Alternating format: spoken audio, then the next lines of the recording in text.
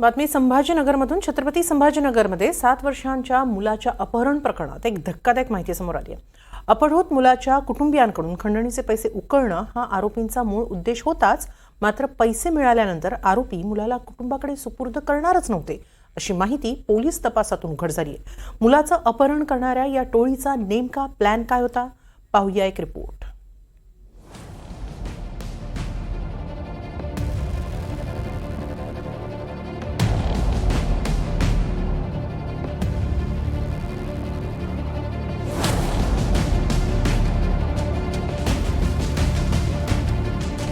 Chhatrapati संभाजीनगरमध्ये builder पुत्राच्या अपहरणानंतर अख्खा महाराष्ट्र हादरून गेला होता.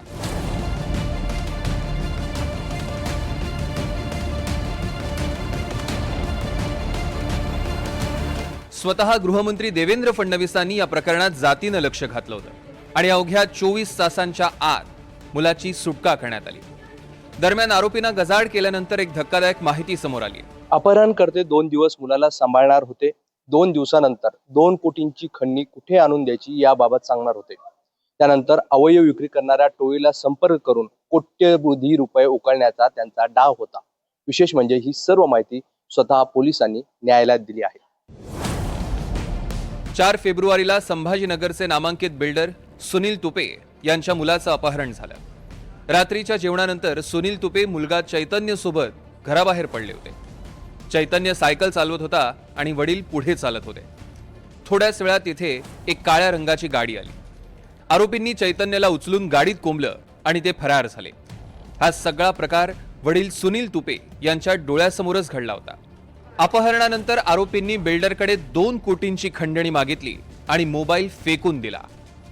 अपहरणानंतर पोलिसांनी सीसीटीव्हीच्या मदतीनं आरोपींचा शोध सुरू केला. सीसीटीव्हीमध्ये दिसणाऱ्या गाडीचा जालन्यातील भोकरदन इथे अपघात झाल्याची माहिती मिळाली. गाडीचा अपघात झाल्यामुळे पोलिसांना आरोपींना पकडण्यात यश मिळालं.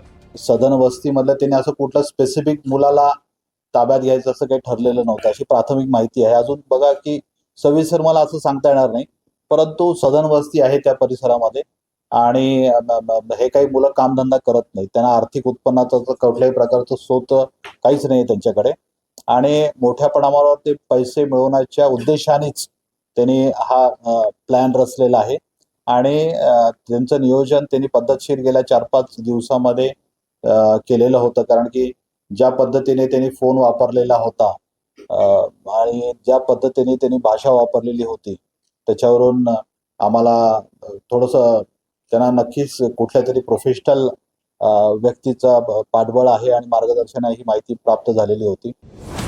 पोलिसांनी या प्रकरणात आतापर्यंत 5 आरोपींना बेड्या ठोकल्या. आरोपींना कोर्टात हजर केल्यानंतर पोलिसांनी अनेक गोष्टींचा उलगडा केला. मुलाचं अपहरण केल्यानंतर कुटुंबाकडून खंडणीचे पैसे उकळले जाणार होते, मात्र खंडणी मिळाली तरीही मुलाला त्यांच्या कुटुंबाकडे सोपवलं जाणार नव्हतं. आरोपी अवयव तस्करी करणाऱ्या टोळीशी संपर्क करण्याच्या प्रयत्नात होते. पोलिसांनी पाठलाग सुरू केल्यानंतर आरोपींनी मोबाईल शेतात फेकून दिले. पोलिसांना तो मोबाईल आणि सिम कार्ड जप्त करायचा आहे. सोबतच आरोपींना अपहरणासाठी मदत कोणी केली याचाही शोध घ्यायचा आहे. विशेष म्हणजे आरोपींवर यापूर्वी कुठलाही गुन्हा दाखल नव्हता. आरोपींपैकी एकतर स्पर्धा परीक्षेची तयारी करत होता, पण झटपट श्रीमंत होण्याच्या नादात आरोपींनी हा अपहरणाचा प्रताप केला. यासाठी त्यांना बिहारमधील एका व्यक्तीनं मदत केली, पण अपहरणकर्त्यांच्या गाडीचा अपघात झाला आणि सगळा डाव तिथेच फसला. मोहसिन शेख, NDTV मराठी, छत्रपती संभाजीनगर.